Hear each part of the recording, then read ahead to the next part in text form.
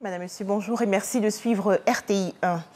L'actualité en Côte d'Ivoire, c'est bien sûr les mesures fortes annoncées dans le discours du président de la République, Alassane Ouattara, à la veille du 7 août dernier, jour de fête nationale.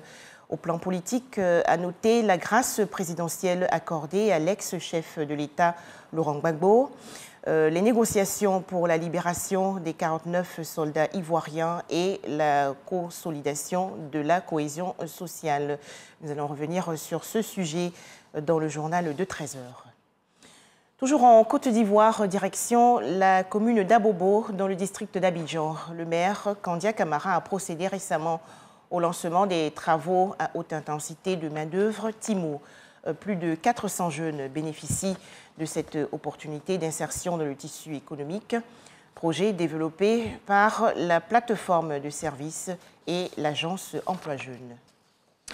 Stronger Together, plus fort ensemble, est une campagne lancée récemment par le ministère ivoirien de la solidarité et de la lutte contre la pauvreté.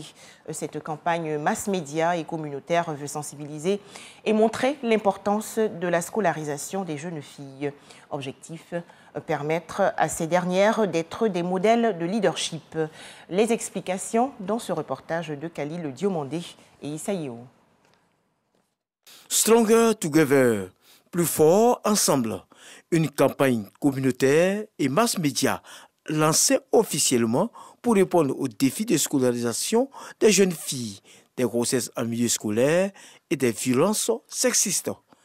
Elle émane du projet d'autonomisation de la femme et du dividende démographique dans le Sahel, Suède, initié par le ministère de la Solidarité et de la lutte contre la pauvreté, en partenariat avec la Banque mondiale.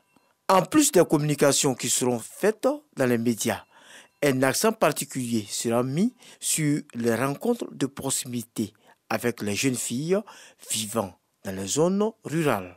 Nous avons 4 zones qui sont concernées. La région du centre-ouest, la région du Gor, Gagnois. Vous avez la région de l'ouest, Man, Tonkui. Vous avez la région de l'est, Bondoukou. Nous encourageons les parents à faire en sorte que les filles puissent aller à l'école. Non seulement les laisser aller à l'école, mais éviter qu'elles soient mariées de force. La ministre de la Solidarité et de la lutte contre la pauvreté entend compter sur une forte implication des journalistes pour atteindre les objectifs escomptés.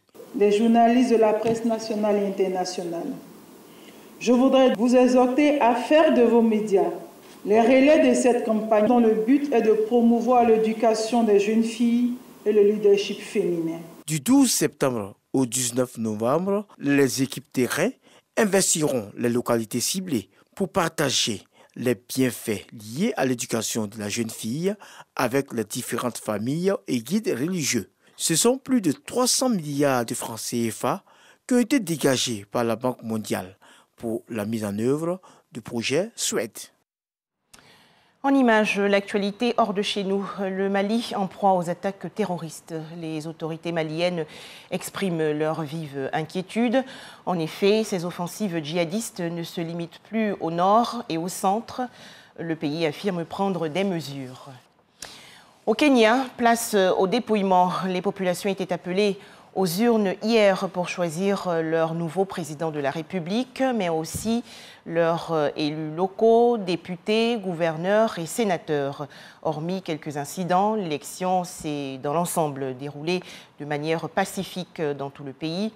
Le scrutin est toutefois marqué par l'abstention qui a progressé en 5 ans.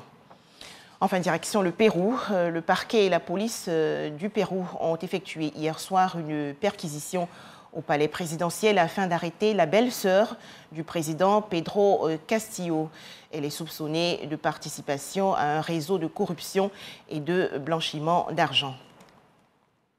Voilà, merci de nous avoir suivis. À 13 h, le journal de RTI 1.